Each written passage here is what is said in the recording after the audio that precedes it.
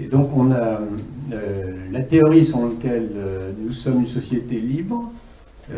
Alors elle est vraie sur le plan moral, mais elle n'est pas du tout vraie sur le plan de ce que nous pouvons faire tous les jours. Alors comment est-ce que vous ressentez est-ce que vous considérez que nous sommes dans une société de liberté ou est-ce que ou non? Alors, je me souviens pour remonter à mon adolescence, donc, où je n'avais pas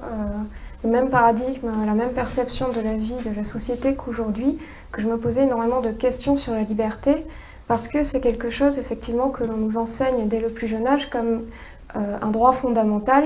et un petit peu finalement la fin en soi, le centre de notre vie.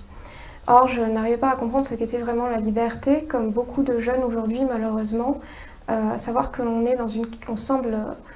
tomber, quand on n'a pas conscience de cela, dans une espèce de quête perpétuelle de recherche du bonheur que l'on ne trouve pas, et on a le sentiment de se retourner dans sa vie comme un insomniaque se retournerait dans son lit à la recherche constamment d'une raison d'être, du sens de sa vie, de ce que l'on peut faire, de qui l'on est, d'où l'on vient et bien entendu d'où l'on va. Et on nous présente une image de la liberté dans le sens où aujourd'hui nous pourrions être ce que nous voulions être sans plus aucun déterminisme, sans plus aucune entrave, sans plus aucun obstacle. Tout nous serait possible,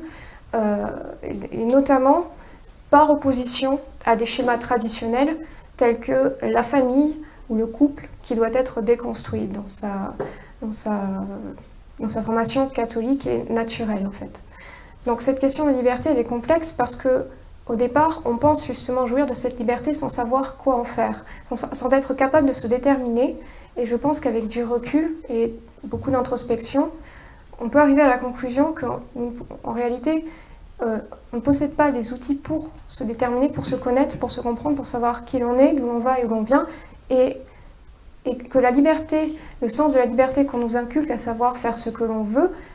est complètement erroné, voire perverti, puisque l'on ne sait pas ce que l'on veut et on ne sait pas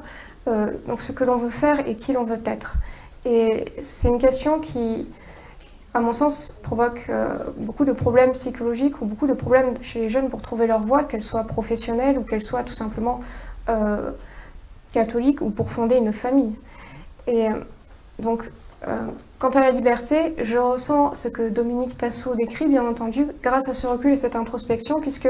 on dirait une perversion de l'ordre naturel. Les injonctions se sont inversées, et aujourd'hui, nous sommes qualifiés de réactionnaires, d'intégristes, si nous voulons toujours perpétuer, conserver et vivre dans nos traditions naturelles, comme par exemple fonder une famille, se marier, avoir des enfants, chose qui est fustigée au profit de notions tout à fait nouvelles telles que, je cite, le polyamour par exemple, ou le libertinage de manière générale. Donc, paradoxalement, en tant que jeunes, on nous inculque l'idée qu'il y aurait une liberté absolue, illimitée, qui ferait de nous nos propres dieux dans notre vie, mais alors qu'en réalité, nous constatons qu'il y a une absence totale de repères pour nous déterminer, pour savoir vraiment qui l'on est et ce que l'on veut. De